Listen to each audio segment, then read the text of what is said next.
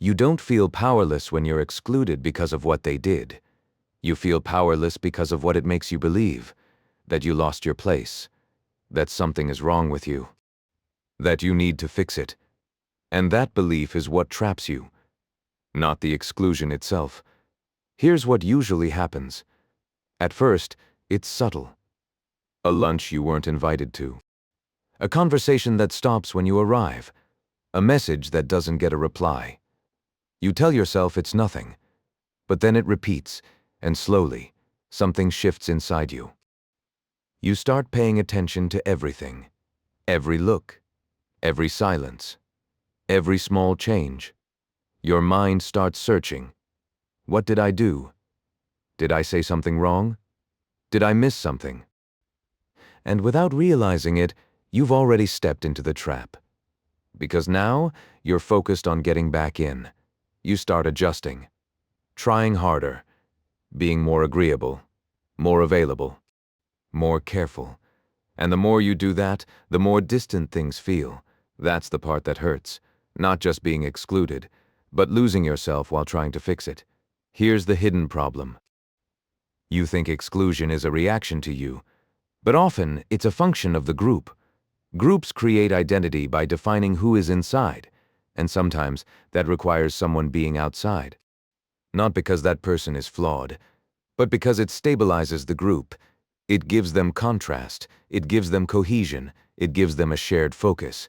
So when you try to earn your way back in, you reinforce the dynamic. You show them something important, that their approval matters to you.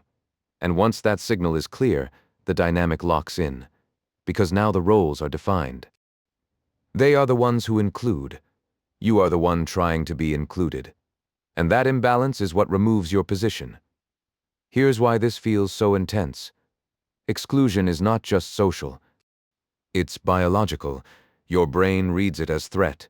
The same systems that respond to physical pain activate when you feel left out, so your reaction is not weakness, it's wiring. You are built to respond this way. But here's the problem. That response was designed for survival, not for modern social environments, because today being excluded is rarely about survival. It's about positioning. And when you respond with urgency, you give the situation more weight than it deserves. Here's the principle. Exclusion only has power when you treat it as a verdict. But it's not a verdict, it's information. It tells you how that group operates, what they value, how they manage dynamics, and more importantly, where you stand. Once you see it as information, everything changes. Because now the question is no longer, how do I get back in? The question becomes, do I even want to be part of this? That shift is where your control returns. So what do you do instead? You stop interrogating yourself. Not because reflection is bad, but because in this case, it leads you in the wrong direction. You assume responsibility for something that was never about you. Instead, you ask one clear question. Do I want to belong to a group that operates like this? That question puts you back in control. Second, you remove your visible reaction. This is critical. Exclusion feeds on response. The more you show it affects you, the more stable the dynamic becomes. Not because people are intentionally harmful, but because behavior that works gets repeated. So when your reaction disappears, the dynamic weakens. You don't need to pretend. You just stop performing your discomfort. You stay steady, engaged in your work, focused on your priorities. And that changes how you are perceived, because now, you're not the person trying to get back in.